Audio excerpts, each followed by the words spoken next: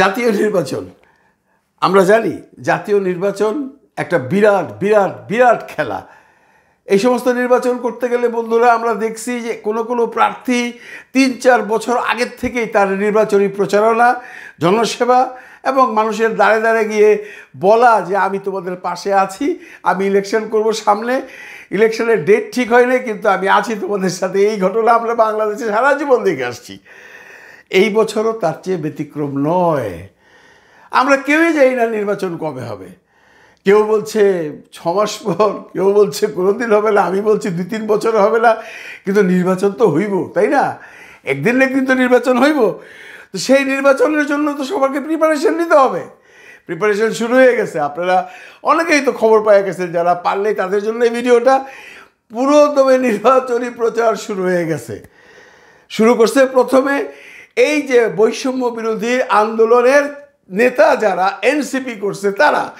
আপনারা অনেকেই হয়তো জানেন না যে কে কোথা থেকে নমিনেশন পাচ্ছে। আমরা আপাতত 2 জনের নমিনেশন পেয়েছি। কোত্থেকে কে দাঁড়াবে?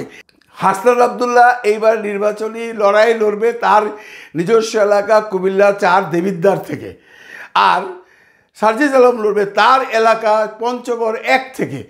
এখন কথা হইতেছে ভাই, ওনারা তো নতুন রাজনীতিবিদ, ওনারা মাত্র আসছে, কিন্তু তাদেরকে পুরো বাংলাদেশের মানুষই চিনে, এলাকার লোক তো চিনেই। তাদের এই একটা অ্যাডভান্টেজ আছে, এই যে বৈষম্য বিরোধী আন্দোলনের যে স্টুডেন্টরা প্রথম সারিতে ছিল, হাসনাত আবদুল্লাহ, সার্জিস আলম, নাহিদ ইসলাম, এরপরে যদি আমরা দেখি যে আসিফ দাঁড়াচ্ছে বা মাহফুজ দাঁড়াচ্ছে, তাদের সম্পর্কে বাংলাদেশের সবাই জানে। এরা ন্যাশনাল হিরো, এরা তরুণ তুর্কি। এদেরকে ইলেকশনে ফেল করানো একটু কঠিন হবে। আমি অন্যদের কথা বলছি না, অন্য কারা দাঁড়াইব এখন আমরা জানি না তারা কি নেগোসিয়েশন করতেছে, কানে কানে দলে ঢুকাইতেছে। আমি আগেও বলছি তারা একটা চেষ্টা করতেছে কিছু সমাজের আপার ক্লাস পিপল, রাজনীতিবিদ, অন্য পার্টি করতো বা পলিটিক্স বুঝে বা সমাজসেবী বা শিক্ষক বা সাহিত্যিক বা সাংবাদিক বা বড় ব্যবসায়ী, এই ধরনের মানুষজন আরও কিছু তারা আনছে, নইলে তো আর 300 আসলে দেওয়া যাবে না, তাই না? তো সেইগুলো নিয়ে পরে আলোচনা করি। আমরা আলোচনা করি আপাতত হাসনাত আবদুল্লাহ এবং সার্জিস আলমকে নিয়ে। তাদের 2 জনের কনস্টিটিউয়েন্সি ফাইনাল হয়ে গেছে। এই যে বললাম, হাসনাত আবদুল্লাহ কুমিল্লা 4 আর সার্জিস আলম পঞ্চগড় 1। এখন কথা হচ্ছে তাদের এগেইনস্টে কারা লড়বে। তাদের এগেইনস্টে বিএনপির পার্টি আছে। বিএনপি বিগ পার্টি, বিএনপি পরিচিত পার্টি। অনেকেই জানেন যে এই যে কয়েকজন নেতা, এরা যেখানেই দাঁড়াক এদের প্রতি একটা পাবলিক সিম্প্যাথি থাকবে। বিএনপির নলেজও ওইটা আছে, কিন্তু বিএনপি তো প্রার্থী দিচ্ছে। হাসনাত আবদুল্লাহর এগেইনস্টে বিএনপিতে দাঁড়াচ্ছে তারেক মুন্সি, ইয়াং ডাইনামিক একটি ছেলে। কুমিল্লার মানুষ তাকে খুব ভালো করে চেনে, রিয়েল পলিটিশিয়ান। পলিটিক্সের দিক দিয়ে ধরতে গেলে হাসনাত আবদুল্লাহর চেয়ে সে অনেক আগায় আছে। ওইখানে জামাতের একজন পার্টি আছে যার নাম হইল সাইফুল ইসলাম। উনি জামাতের উচ্চ শ্রেণীর একজন নেতা। আমি অবশ্যই একটা কথা এখনও বুঝতেছি না, জামাত কি যেখানে এনসিপির পার্টি থাকবে সেখানে তাদের কোনো ক্যান্ডিডেট দিবে কি না, সেটা কিন্তু প্রশ্নবিদ্ধ রয়ে গেল। কারণ এমন হইতে পারে যে জামাত আর এনসিপি আন্ডারস্ট্যান্ডিং হয়েছে, তারা, আমরা যেটা শুনছি, জানি না সত্য মিথ্যা, এটা ইন ফিউচার বলে দেবে, যে এখানে জামাত যাবে সেখানে এনসিপি যাবে না, যেখানে এনসিপি যাবে সেখানে জামাত যাবে না। এরকম একটা নেগোসিয়েশন তাদের মধ্যে হচ্ছে। তার আলামতও আমরা পাচ্ছি যে জামাত অলওয়েজ এনসিপির সাথে আছে বা এনসিপি অলওয়েজ জামাতের সাথে আছে। কিন্তু এখন পর্যন্ত কথা উঠতেছে জামাতের প্রার্থী সেইগুলোতে আছে। দ্বিতীয় স্টেশন হলো সার্জিস আলমের পঞ্চগড় 1, আর পঞ্চগড়ে বিএনপির প্রার্থী হল সার্জিস আলমের এগেনস্টে জমির উদ্দিন সাহেবের ছেলে নৌশাদ জমির। অত্যন্ত পরিচিত সে, তার বাবার একটা ঐতিহ্য আছে, আপনারা জানেন উনি বিএনপিতে ছিলেন। ওইখানে জামাতের একজন ক্যান্ডিডেট আছে যার নাম হলো মোহাম্মদ ইকবাল হোসেন। এখন প্রশ্ন থেকেই যায় যে এই ত্রিমুখী লড়াই হবে না দ্বিমুখী লড়াই হবে। কিন্তু আবার এইটাও শোনা যাচ্ছে ইদানিংকালে যে বিএনপি কিছু ছেলেপেলের জন্য, মানে বৈষম্য বিরোধী আন্দোলনে যারা হেড ছিল, যেমনটি হাসনাত আবদুল্লাহ, নাহিদ, সার্জিস, ইভেন যদি আসিফ বা মাহফুজ আসে, এদের পক্ষে বিএনপির একটা নম্র সমর্থক থাকবে বা আছে। বিএনপি চাইবে এরা যে কোনোভাবে পাশ করে আসুক। এমনও হইতে পারে ইলেকশনের আগে এই আন্ডারস্ট্যান্ডিংও আসতে পারে বিএনপি সেই সব জায়গায় তাদের প্রার্থী হয়তো দিবেই না, বা দিলেও তারা এমন প্রার্থীকে দিবে যেন পাস করতে না পারে। সেটা আন্ডারস্ট্যান্ডিং। আপনারা জানেন অনেক নেতা আছেন যারা ইলেকশন করার সময় নমিনেশন চায়, পায় না, তখন উচ্চ মহল থেকে তাদেরকে বলা হয় ভাই তুমি দাঁড়াইও না, এবার আমরা যদি আসি ক্ষমতায় তোমাকে আমরা করব, টেকনোক্রেট মিনিস্টার বানাই বা যা একটা কিছু করে দিব।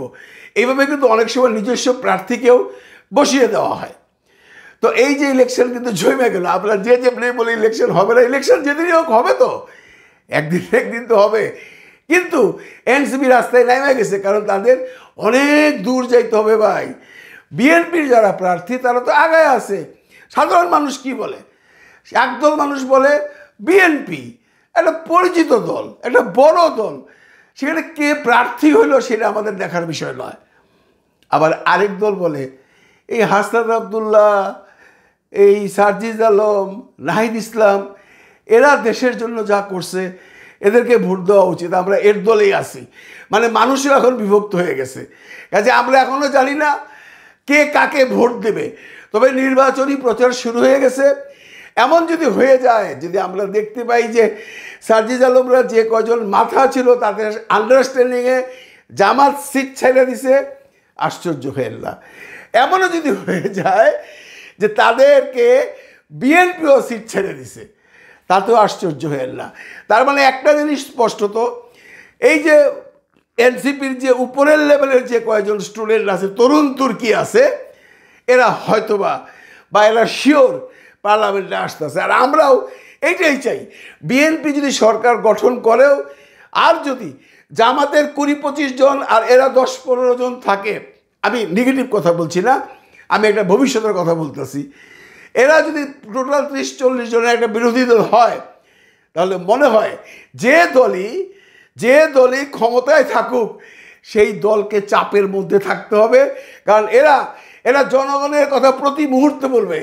এরা পার্লামেন্টে চুপচাপ থাকার পাত্র নয়, সেটা জামাতেরই হোক আর এই এনসিপিরই হোক। কাজে সামনে একটা খুব সুন্দর ইলেকশন আসতেছে। সেটা কবে হবে আমরা এখনও জানি না, কিন্তু যখনই হোক নির্বাচন, যবেই হোক, একটা গ্রহণযোগ্যতা সহ একটা নির্বাচন, একটা ক্রেডিবল নির্বাচন আমরা এবার পাবো, এটা নিয়ে কোনো সন্দেহ নাই। তারপর ইলেকশন করে যার যেরকম ক্ষমতা সে কয়টা সিট পায়, কোন কোন প্রার্থী পাস করে, এটার দায়িত্ব জনগণের, তাদের নয়। কিন্তু তারা মাঠে নাইবা গেছে, তরুণ তুর্কিরা নেমে গেছে মাঠে। সাথে বিএনপিও হয়তো বা 2-4 দিনের মধ্যে তাদের প্রচারণা শুরু করবে, কারণ তারা পিছিয়ে থাকবে না। এরা আগে শুরু করছে, এই জন্য জানেনই তো, বারবারই বলতে হয়, নূতন, জানে না, বুঝে না, শিখছে। এরা এখন ট্রেনিংয়ে আছে। বিএনপি দেখছে যে ঠিক আছে তোমরা করো, আমরাও আসছি। আমার মনে হয় আগামী মাসে না হলেও কুরবানি ঈদের পরে পুরো নির্বাচনী মাঠ গরম হয়ে যাবে। ভালো থাকবেন সবাই, ভালো লাগবেন সবাইকে। খোদা হাফেজ।